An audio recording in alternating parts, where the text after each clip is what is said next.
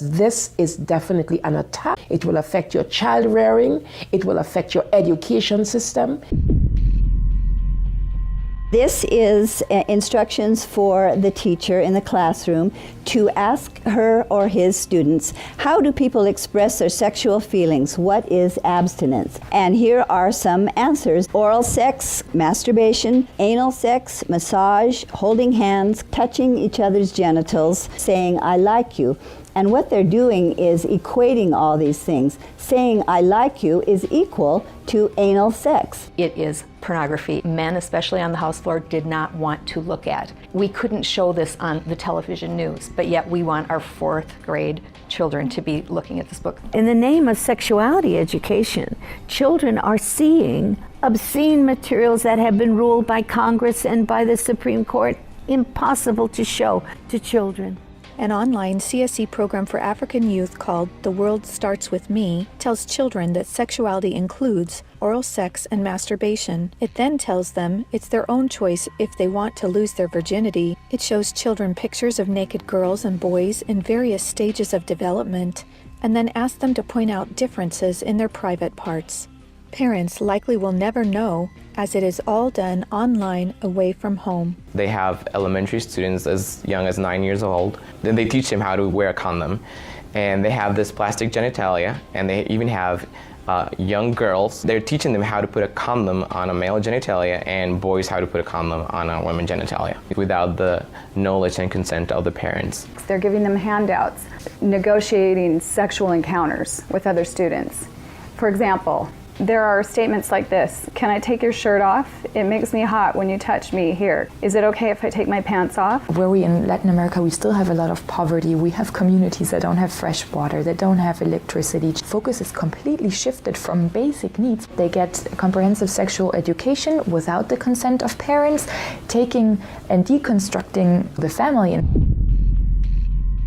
My brother Luigi and I had an opportunity to go to the United Nations and give a speech on the UN floor. I told them how Planned Parenthood was passing out a booklet for HIV positive youth at the United Nations called Healthy, Happy, and Hot. This is for the kids who have AIDS. It teaches about sexual pleasure through masturbation, with same-sex partners, and even if you are drunk.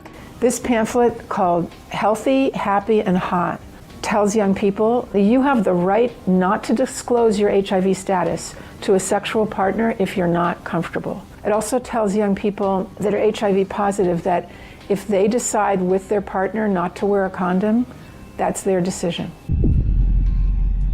The World Health Organization standards for sexuality education in Europe actually suggest that children ages 0 to 4 should be given information about masturbation and given the right to explore their gender identity. For ages 4 to 6, children should be taught about same-sex relationships and respect for different norms regarding sexuality. The interests of organizations like UNFPA and IPPF is to get parents out of the picture and to radicalize and sexualize children. UNFPA has tried to convince my country to change our positions on issues such as reproductive rights and comprehensive sexuality education. Madam Chair, does the UNFPA think it can do this because Nauru is the smallest member state of the United Nations? The Nigerian government was actually told by the Western countries that if they do not give in, that they will be denied foreign aid. On page 89 of a UNICEF-published Sexual and Reproductive Health Manual, UNICEF listed situations in which one can obtain sexual pleasure that included sexual responses directed towards inanimate objects, animals, minors, and non-consenting persons. In the context of the Sustainable Development Goals that determines the agenda for the next 15 years, the voice is very, very biased. It's just International Planned Parenthood Federation and their affiliates. They have a direct influence on the outcome documents, on what is established, what is negotiated at the UN. Some of the objectives of the UNESCO Sexuality Education Guidelines include teaching children at age 9 about sexual stimulation and the definition and function of orgasm, and at age 15, that both men and women can receive sexual pleasure with a partner of the same or opposite sex. The It's All One curriculum also promoted by International Planned Parenthood, reveals the multiple manipulative tactics used to indoctrinate and sexualize children through CSE. Like other CSE programs, It's All One claims, among other things, to be evidence-based, comprehensive, human rights, gender-sensitive, and culturally appropriate education that will increase young people's responsible decision-making, to reduce adolescent rates of pregnancy and sexually transmitted infections, including HIV. It's All One, however, like most CSE programs, is really just cleverly disguised abortion rights, sexual pleasure education, masquerading as human rights, gender, and sexual and reproductive health education. It aggressively promotes abortion. With over 112 references to abortion, It's All One has an obsessive focus on sexual pleasure, mentioning sexual pleasure 62 times. It promotes multiple sex acts and instructs children on how to stimulate themselves or their partner to orgasm. To explore their readiness, children fill out a worksheet that infers children are ready to have sex when you are feeling sexually attracted to the other person, and when you're feeling comfortable about telling the other person what feels good sexually. It teaches that human rights encompass sexual rights, including alleged rights to all persons to sexual expression and the right to seek sexual pleasure. Hooking children on sex is a multi-billion-dollar business for Planned Parenthood and other similar organizations. This is because children, or prospects, once sexualized, become Planned Parenthood customers, dependent upon their services. Comprehensive sexuality education programs are disguised under many names. They may be called comprehensive sex or sexual education, education on human sexuality, reproductive health education, information on sexual and reproductive health, family life education, teen pregnancy prevention, rape prevention, anti-bullying programs, HIV/AIDS prevention, and sometimes even abstinence or abstinence plus education. CSE programs usually falsely claim to be age-appropriate, evidence-based, healthy sexuality education that will prevent teen pregnancy, sexual abuse, STDs, and HIV.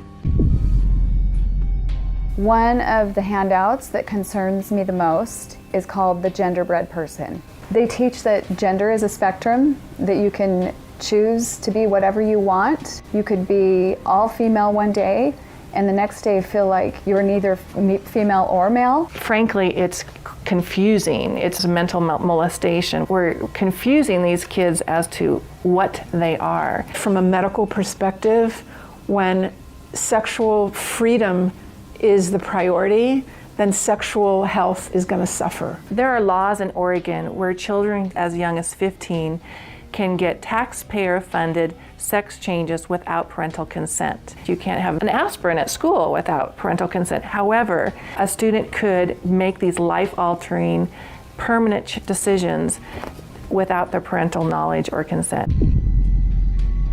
Sexual rights, sexual education movements began with Dr. Alfred C. Kinsey. Kinsey actually had pedophiles measure with a stopwatch how many children could achieve what he called orgasms within a 24-hour period. Today, comprehensive sexuality education is based on this philosophy that children are sexual from birth, created by Kinsey. Say no to CSE! Say no to CSE! We've got to stop it. We've got to use everything at our disposal. We have to stand together to stop this attack against our children. And they have all this funding and this organization, but we know that if we stand together, we can do something for the family, for the children. We stopped the Kinsey sexuality education program in Croatia. It is time for parents to say, no, my family is mine. My wife is mine. I am hers. Our children are ours. Band together and find ways to stop it from entering your country. Men have to rise up, defend their family. On matters sexual, the fathers have got to stand up. Say, you have no place talking sexuality to my children. We resist it, even with our lives, because that's what life is all about. It's happening on our watch. If we don't do something about it, it is all of us that carry that guilt. To learn more and to sign the petition to stop comprehensive sexuality education, go to stopcsc.org.